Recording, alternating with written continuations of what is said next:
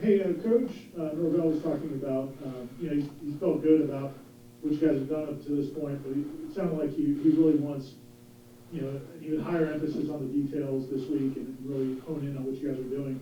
Can you feel the intensity? I know you guys are intense all the time, but do you feel like things are even ratcheting up a little bit even more as you get closer to game time? Oh yeah, absolutely. I feel like the structure of game week, because we kind of had a game week structure last week, but we didn't finish off with the game on Saturday. But the structure of game week, that we start off with the intensity very, very high and very, very detail oriented, and then towards the later end of the week, we'll start to slow it down and then pick it back up before game day. So we emphasize the details all week, and at the beginning of the week, they're really, really emphasized, and then we carry that over throughout the rest of the week and then roll into game day.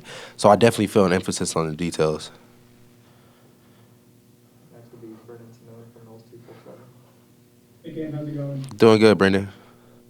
So going off of Ira's question, I guess now that you're here in game week, I know it's just such a weird off season. Does it feel kind of surreal that there's a game coming up in a few days, or are you just so into it where it's just laser focused right now? I guess how are you feeling just a few days away from playing? Well, when you look at what's going on in the country right now and the fact that some conferences are playing and some conferences aren't playing, I would just say that I definitely feel blessed that I'm in a position to do what I do every day, and that is play football, because a lot of people my age and my position got that taken away from them. So it's definitely surreal, and it's a blessing that I have a game coming up on Saturday, but you also try to live in the moment and just control what you can control. So it's a great feeling. We'll go to Aslan Andy from War Chant.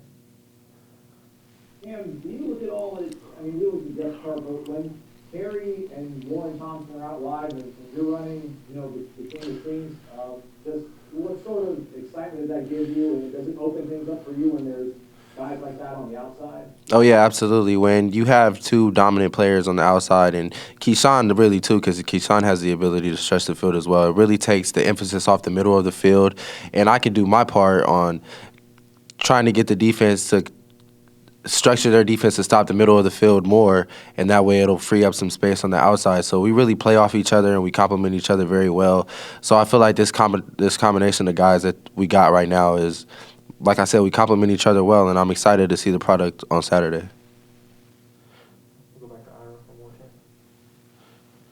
Hey, speaking of Warren Thompson, what have you seen from him since he came back to the team? I know it was a difficult time for him and Coach Norvell kind of working through that, but does he seem, is it just like it was before, or do you see anything different from him since he's been back? Well, since he's been back, I can just see a commitment to just having a great mindset and approaching practice every day with, I got to get better today, I got to attack my 1%, because it's easy to have that mindset within this program because that's the standard, but I see Warren emphasizing that every day because he always has a smile on his face. He's ready to practice, and when he's in the right state of mind, he's almost unstoppable. So I definitely see an improved mindset from Warren. We'll go back to Brendan from Holes 247. I know you've worked hard on this in the off season to gain a little bit of extra weight so you can help become a more complete tight end, work on blocking. I guess how do you feel like you've done as a blocker in the preseason? How confident are you in that skill set going into the year? Well, the way Coach Thompson emphasizes the run game and emphasizes technique in the run game, I feel like I'm more prepared than ever to be a dominant force in the run game. So I'm definitely excited about Saturday to show what I can do, not only in the pass game, but in the run blocking game as well. So like you said, mass moves mass, and I was able to get my weight up. Thanks to Coach Storm's staff, and I'm really excited about just being able to show it. Kurt Weiler from Tallahassee Democrat. I guess kind of along those lines, you worked alongside them throughout the preseason, you worked alongside them throughout games. What have you seen from the offensive line, the strides they've made, kind of since they're able to return to team activities now? I just think that the way Coach Atkins coaches them on a daily basis is, I know I say this about a lot of the coaches, but the way Coach Atkins approaches the offensive line play on a daily basis, they have to live up to the standard of excellence, and if they don't, they're going to know about it. So I definitely see improved offensive line play, and I'm just excited for those guys to get an opportunity to, rewrite the narrative about the Florida State offensive line, and they're not going to be the weak link of the team anymore. I think they're one of the strongest units on the team, and I'm just excited for them to go out there and show it as well. It just really comes down to a lot of excitement for the whole team. We'll go back to Ira for more chance. Hey, Cameron, you touched on it earlier. Do you have, I assume you've got to have friends from high school and growing up who are at colleges that aren't playing college football right now. What's that been like? Just hearing that, I assume it makes you appreciate the opportunity you guys have even more? Right. Being that I'm from the West Coast, I have a lot of friends who play for Pac-12 teams, and they've expressed their disappointment in the fact that they're not having a season, and they told me to, take advantage of it and understand how blessed I am, and I'm in a position to, do what I do on a daily basis, and that's play football. And a lot of people had that taken away from them, so it's definitely a blessing. Terry from Tomahawk Nation. Cam, you said focusing on football, but something you've been passionate about is like reaching out and helping people in their time of need. I know, again, the main focus is on football season right now, but have you put any thought into kind of doing that community work again? Oh yeah, absolutely. That's something that I want to carry out and do for the rest of my life. I'm trying to start a 501c3 nonprofit organization with my family, so serving the community is going to be something that I do for the rest of my life. But obviously during football season, I have to scale it back a little bit and focus on the task at hand, which is winning football games, because that's what I'm here at Florida State to do, is receive an education and play football. But serving the community is something that I'm going to do for the rest of my life, and I appreciate you for recognizing that. Thank you.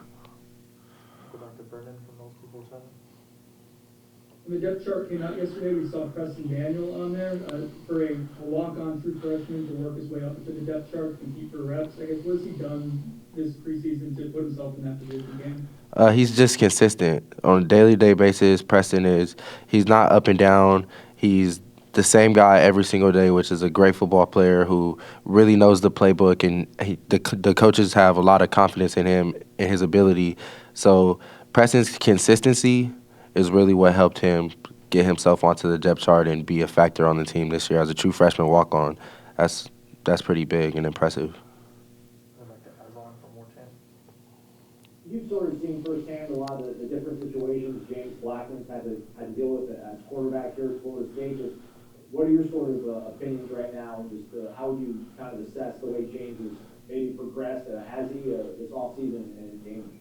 Oh, I definitely feel like James has progressed as not just as a football player, but as a leader. He's kind of taken me under his wing, and we kind of got that tight end quarterback connection where he's talked to me about me being his safety valve, and when all things break down, he's coming to me. He has a lot of confidence in me.